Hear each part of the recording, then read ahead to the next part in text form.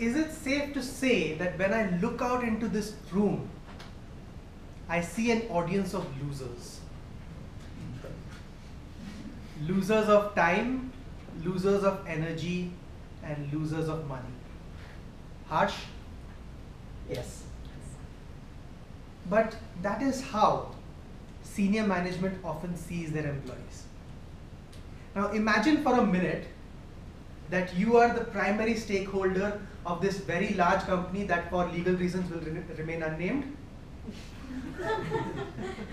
Is it possible for you to interact on a one-to-one basis with its 138,000 employees?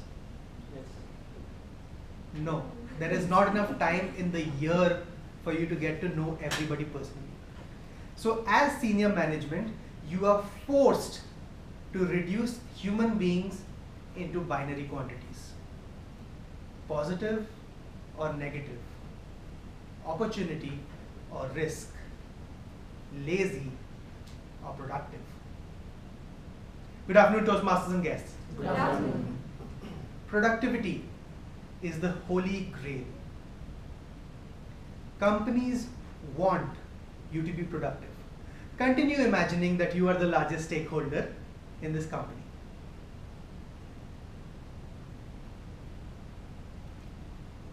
Can you think about what is your main objective? As the primary stakeholder, what is your main objective in the company? Revenue. Revenue? Yes. To generate profit. And you generate profit by maximizing sales and minimizing costs. And one of the biggest costs that you have is employee productivity. Now, all the research that I've done about this talks about employee engagement. The belief is that an engaged employee is a productive employee.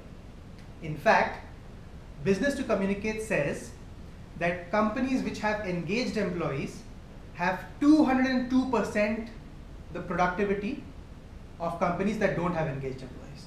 Can you imagine what 202% means? That means if this is an unengaged company and you're working 8 hours a day, a different company is getting 16 hours of work from its employees on the same day. Gallup says that companies without engaged employees, active disengaged employees, tend to lose a bit of money every year to the tune of $450 to $550 billion. All Fortune 500 companies tend to lose this money every year due to disengaged employees. So as the owner of the company, you want your employees to be engaged and productive. Now stop imagining that you're the owner.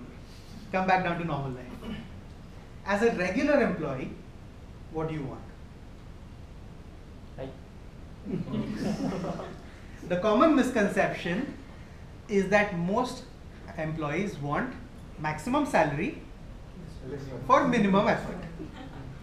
But that's not true. In my research, what I have found is that employees in general have 5 things that they want from their job, which leads to them being more engaged, more satisfied, and ultimately more happy. And those 5 factors are these ones. The first is ownership.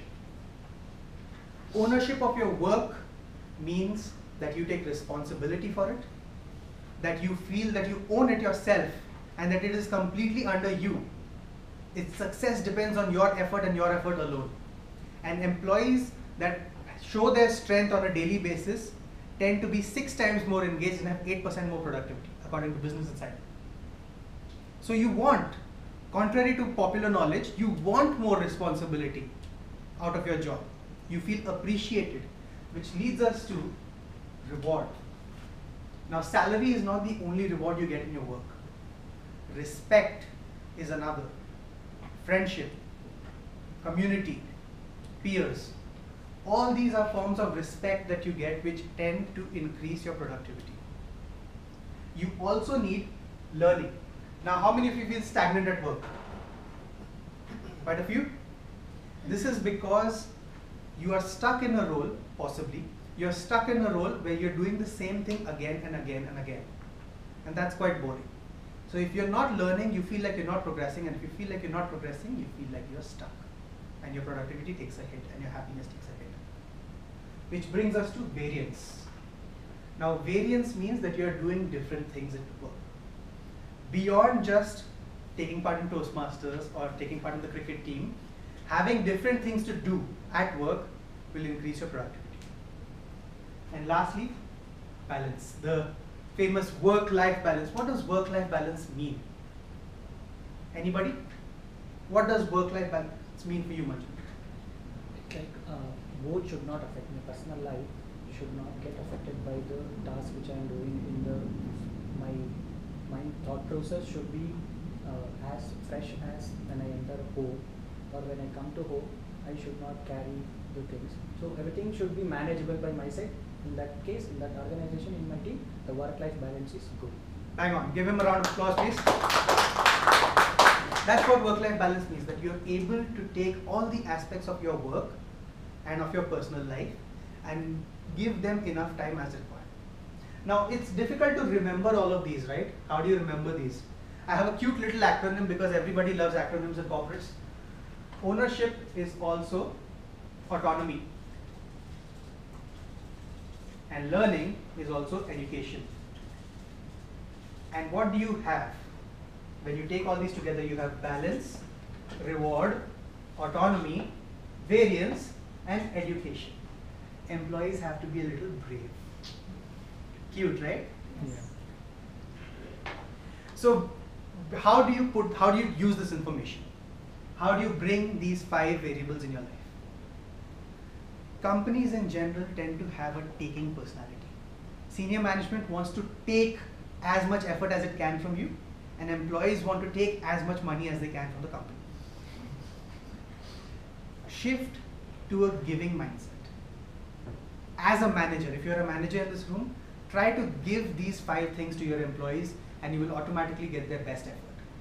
And as an employee, try to give these 5 things to each other and you will receive more rewards. So think about this. Try to employ brave in your own life, and all the best to all of you. I'll take questions. I have 2 to 3 minutes for questions. Yes. You spoke about having done the research, right? You could speak more about it. Like what kind of research?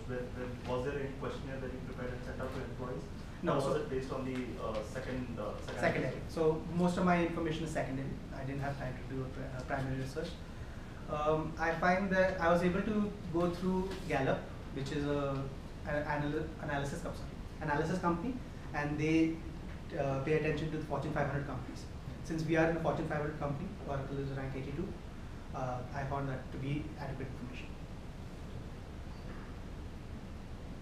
One more? Yes. Adding to these 5, where do you rate the self-actualization of an organization as well as an employee put together?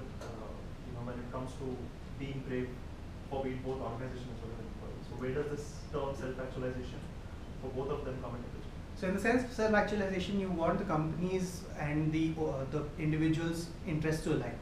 So that's why companies try to define a vision and a mission. So you want employees not only to be aware of this, but also to imbibe it within themselves. The employees should also want to fight for the vision and mission. That is self-actualization, which you get through all 5 of these.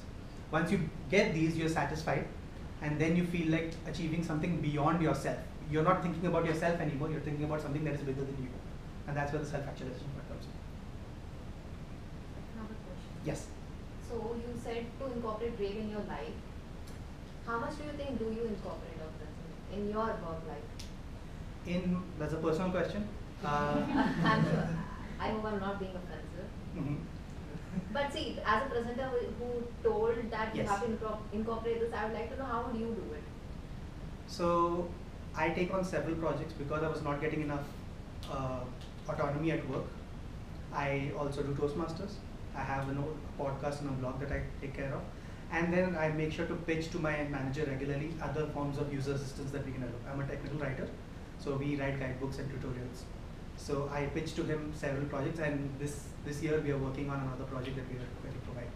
So that way I try to make sure that I am grasping autonomy from the manager, even if he doesn't want to give it sometimes. And if I had to bring it down to one statement is ask questions and ask how else you can contribute. That's what I try to do. you talk about the ownership, like somebody wants to take more ownership, then Yes. there will be some politics and all. How would you resolve it? I find that the best way to go through politics is honesty.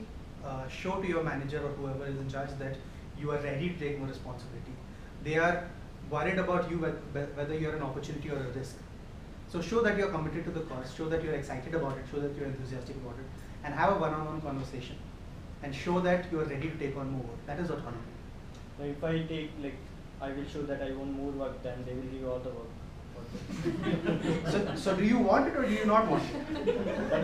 As much as I can do. Right. So having that continuous communication ensures that you and your manager have equal amounts of balance. Because just not autonomy is enough. You can take on all the work in the world, but if you're not able to complete it, you're going to feel bad about yourself. So work with your manager, have ongoing communication to make sure that there is balance in your autonomy. That's my time. Thank you so much. Over to you.